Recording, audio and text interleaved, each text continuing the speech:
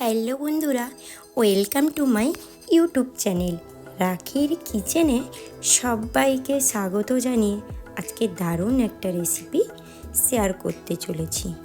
আজকের রেসিপি লাউ চিংড়ি ভর্তা, মানে লাউ পাতা আর চিংড়ি মাছ দিয়ে এই রেসিপিটা কখনো ট্রাই করেছো?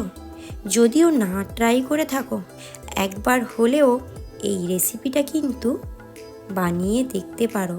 আমি কথা দিচ্ছি রেসিপিটা কিন্তু দারুণ, আর এক পদেই এক থালা ভাত শেষ। মানে শুধু এই রেসিপিটা যদি একটাই থাকে আর কিচ্ছু লাগবে না। তো চলো, পুরো ভিডিওটা দেখার জন্য সবার কাছে অনুরোধ রইল। তো প্রথমে এরকম লাউ পাতা কিছুটা নিয়েছি, আর মানে উপরের আঁশগুলোকে সুন্দরভাবে তুলে নিয়েছি, আর পাতাগুলোকে আগে থেকে ভালো করে ধুয়ে নিয়েছিলাম আর জল ঝরিয়ে নিয়েছিলাম। এরপরে এইভাবে কিছুটা কুচিয়ে নেব। চাইলেও তোমরা কিন্তু গোটা লাউ পাতা রেখে দিতে পারো। আমি আমার সুবিধার জন্য লাউ পাতাগুলোকে কুচিয়ে নিয়েছিলাম। এরপরে গ্যাসের ওভেনে কড়াই আগের থেকে বসিয়ে একটু জল দিয়ে দিয়েছিলাম। জলটা গরমও হয়ে গেছিলো, আর লাউ পাতাগুলোকে আমি একটা ঢাকনা দিয়ে দেব। এইভাবে কড়াইতে দিয়ে লাউ পাতাগুলোকে প্রায় 5 থেকে 10 মিনিট সেদ্ধ করে নেব, মানে ভালোভাবে সেদ্ধ করে নেব। আর যদি এক্সট্রা যে জলটা বের করে দিতে চাও তাহলে বের করে দিতে পারো, আর যদি না বের করতে চাও এইভাবে কড়াইতে নাড়াচাড়া করে জলটা শুকিয়ে নেবে। ব্যাস, পাতাগুলো ঠান্ডা করতে দিয়ে দিবে। গ্যাসের ওভেনে এবারে কড়াইতে সর্ষের তেল দিয়ে দেব। তার সঙ্গে দিয়ে দেব, তেলটা যখন গরম হয়ে আসবে দিয়ে দেব শুকনো লঙ্কা কিছুটা, আর দেব কিছুটা গোটা রসুন আর পেঁয়াজ, আর দিয়ে দেব আমি কাঁচা লঙ্কা, একটা কাঁচা লঙ্কা, ফ্লেভারটাও ভালো হবে, আর কাঁচা লঙ্কার ফ্লেভারটা কিন্তু খুব সুন্দর আসে। ব্যাস, এরপরে এগুলোকে নাড়াচাড়া করে ভেজে নেব। আর এইভাবে মাঝখান থেকে গোটা জিরে ফোড়নটা দিয়ে দেব। জিরে ফোড়নটা এইভাবে তেলের সঙ্গে ভেজে নিলে ফ্লেভার কিন্তু একটু অন্য ধরনের হয়, আর খেতেও ভালো লাগে। এগুলো ভাজা হয়ে গেলে এগুলো গ্যাসের ফ্লেমটা আমি অফ করে দেব।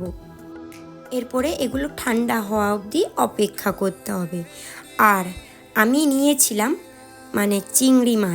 চিংড়ি মাছটা ভাজা তোমাদেরকে শেয়ার করিনি, কিন্তু লাউ পাতার সঙ্গে চিংড়ি মাছটা রেখেছিলাম।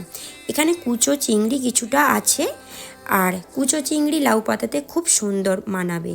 তো কিছুটা কুচো চিংড়ি নিয়েছিলাম, আর এগুলোকে ভালো করে ধুয়ে লবণ আর হলুদ মাখিয়ে ভেজে নিয়েছি। আর এগুলো ঠান্ডা হয়ে গেলে বেটে নিতে হবে। আমি শিলনোড়াতে বাটছি, তোমরা চাইলে মিক্সিতে আধো বেটে নেবে। মিক্সিটা ভালো করে ঘুরিয়ে নিলে কি হয়, পায়েসের মতো হয়ে যাবে। আর এগুলো যেহেতু ভর্তা খাবে, তো এইভাবে শিলনোড়াতে বেটে নিলে কিন্তু ভালো হয়। আধো বাটনাটা সবজি আর মাছটা বাটলে খেতে কিন্তু ভালো লাগবে। এইভাবে কিন্তু চিংড়ি মাছটা আর পেঁয়াজ, রসুন, লঙ্কা আর লাউ পাতাটাকেও আমি বেটে নিলাম। তোমরা দেখতে পাচ্ছ কিভাবে এগুলো বাটা হচ্ছে। আর অবশ্যই এই রেসিপিটা কিন্তু একবারের জন্য হলেও ট্রাই করবে। রেসিপিটা কিন্তু অসাধারণ। আর অবশ্যই আমার রান্না ভালো লাগলে তোমরা ছোট্ট একটা লাইক করে দেবে, আর রেসিপিটা বানিয়ে কিন্তু আমাকে অবশ্যই কমেন্টে জানাবে।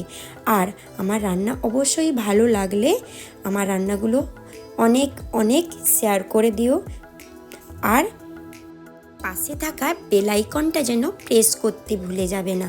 আমি যখনই নতুন রেসিপি আনবো তোমাদের কাছে নোটিফিকেশান চলে যাবে। ব্যাস, আমার এগুলো বাটা হয়ে গেছে।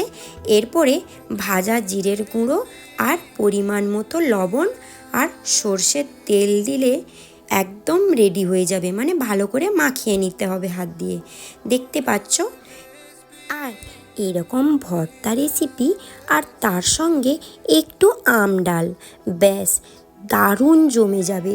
যখন কোনো রেসিপির জন্য কিছু থাকবে না, সাধারণত কিছু না থাকলে এইভাবে এই লাউ পাতা চিংড়ি দিয়ে ভর্তাটা বানিয়ে একবারের জন্য দেখো, কিন্তু আমি কথা দিচ্ছি রেসিপিটা কিন্তু অসাধারণ।